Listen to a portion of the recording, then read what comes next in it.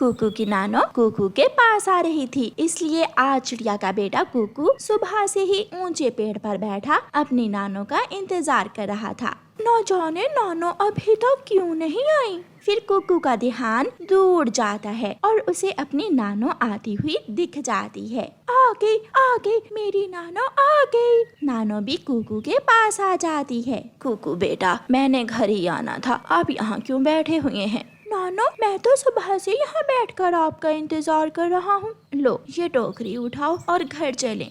फिर कुकू और उसकी नानो घर आ जाते हैं। ये लड्डू देसी घी के बनाए हैं मैंने। रानो, मेरे कुकू को रोज का एक दे दिया करना, मोटा ताजा हो जाएगा मेरा कुकू ये देसी घी के लड्डू खाकर। माँ, आप हमारे लिए क्यों इतनी मेहनत करती हैं? मम्मा, मैं एक लड्डू अपने दोस्त जग्गू कव्वे को दे आऊं? हाँ बेटा, लो ये 2 लड्डू ले जाओ, एक आप खा लेना और दूसरा जग्गू को दे देना।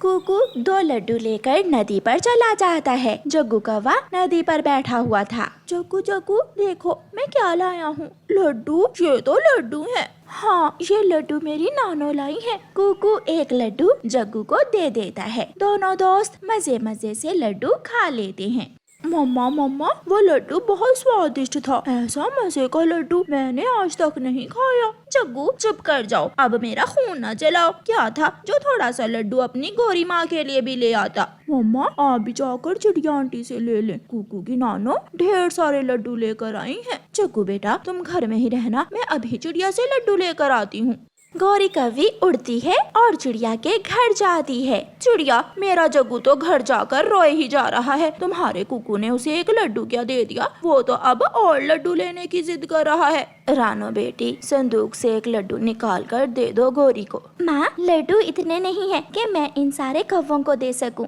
बेटी, ऐसे नहीं करते, सारी चीजें मिल बांट कर खाते हैं। माँ जी, आप तो बहुत सियानी हैं, बहुत अच्छी बात की है आपने। फिर रानो चिड़िया संदूक से एक लड्डू निकालकर गौरी कव्वी को दे देती है और गौरी लड्डू लेकर वहाँ से चली जाती है। माँ, आप नहीं जानती, ये कव्वी बहुत बुरी है, इसकी नीयत बहुत गंदी है। देखना, अब बार बार मुझसे लड्डू लेने आएगी। बेटी, कोई बात नहीं, पड़ोसन है वो तुम्हारी। गौरी कव्वी वो लड्डू लेकर एक पेड़ की डाल पर बैठ जाती है और मजे मजे से लड्डू खाती है। जग्गू सच्चा ही था, ऐसा लड्डू तो सच में पहली बार खाया है। चिड़िया के संदूक में तो और भी लड्डू होंगे, मगर चिड़िया मुझे और लड्डू नहीं देगी, क्या करूं? गौरी ऐसे सोचती हुई घर चली जाती है।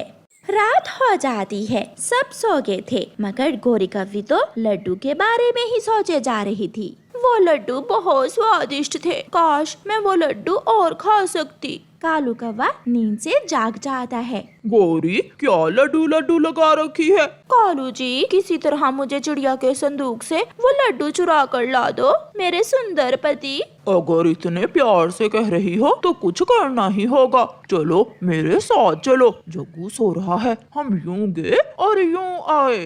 गौरी और कालू अपने घर से निकलते हैं।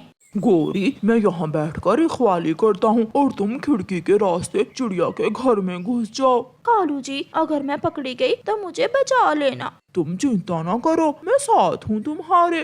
गौरी आहिस्ता से चिड़िया के घर में घुस जाती है। संदूक को ताला लगा हुआ था। गौरी कव्वी इधर उधर ताले की चाबी ढूंढने लगती है। अचानक गौरी का पंख दिए से टकरा जाता है और गौरी के पंख को आग लग जाती है। बचाओ बचाओ! कुकू की नानो और मम्मा सब उड़ जाते हैं। बचाओ, मुझे कोई बचाए। कालू कौवा तो तुरंत वहाँ से भाग जाता है। गौरी की बच्ची मेरे लड्डू चोरी करने आई थी। माँ, देख लिया इन कौवों का हाल, मैं इसलिए इन्हें ज्यादा मुँह नहीं लगाती। इस कौवे को अच्छी सजा मिल चुकी है, भाग जाओ गौरी कव्वी यहाँ से। चिड़िया, मेरी पूंछ की आग बुझा दो प्लीज। चिड़िया, नदी पर जाओ और छलांग लगाओ, फिर ही तुम्हारी पूंछ की आग बुझेगी। फिर गौरी कव्वी खिड़की के रास्ते वहाँ से भाग जाती है और सीधी जाकर नदी में छलांग लगा देती है, मगर गौरी की आधी पूंछ जल चुकी थी। कालू के बच्चे, तुझे तो मैं घर आकर देखती हूँ। गौरी कौवी गुस्से में घर जाती है, मगर कालू कौवा तो अलमारी के पीछे छुप कर बैठा हुआ था। आले एक बार घर में उसकी पूंछ काट कर अपने लगा लूंगी। मुझे चिड़िया के घर में जलता हुआ छोड़कर खुद वहाँ से भाग आया। अलमारी के पीछे से कौवा बोलता है, गोरी गोरी, लड्डू भी तो तुम्हें ही खाने थे, मेरा क्या दोष। अंकल कौवे, मुझे एक लॉलीपॉप दे दें। पैसे पैसे लाओ पहले। अंकल, मेरे पास अभी पैसे नहीं हैं। तो अपनी मम्मा के जमा किए हुए दाने ले आओ और लॉलीपॉप ले जाओ। ये सुनकर कुकू खुश हो जाता है और सीधा अपने घर जाता है। कुकू की मम्मा दाना लेने गई हुई थी और कुकू अपनी मम्मा के बारशों के लिए जमा किए हुए दानों में से दाना लेकर कालू कौवे के पास जाता है। हाँ, ये हुई ना बात। अब तुम हर रोज मुझसे दानों के बदले लॉलीपॉप ले सकते हो। फिर उस दिन के बाद जब कुकू की मम्मा नदी पर जाती या दाना लेने जाती तो कुकू अपने घर से कुछ दाने चुराकर कालू कौवे अंकल से जाकर चीज खा लेता। कुकू बेटा, जब मैं दाना लेने जाती हूँ तो क्या आप इन दानों में से भी दाना खाते हो? नहीं मम्मा, मैं तो इन दानों में से दाना नहीं खाता।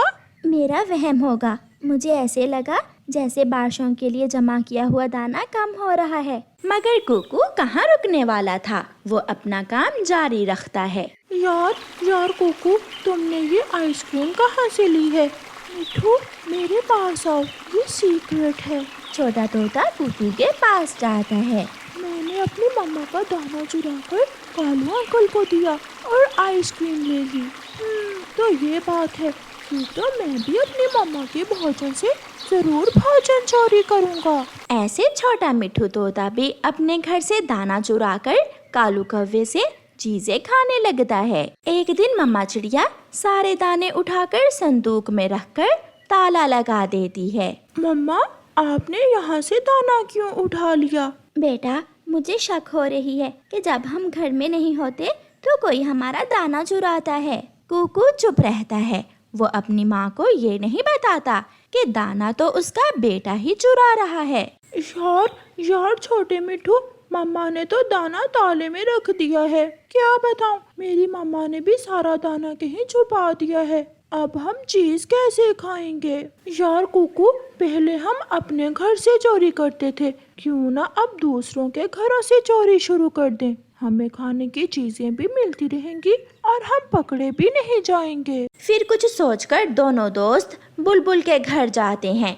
बुलबुल ने अपने घर में मकई का एक भुट्टा रखा हुआ था।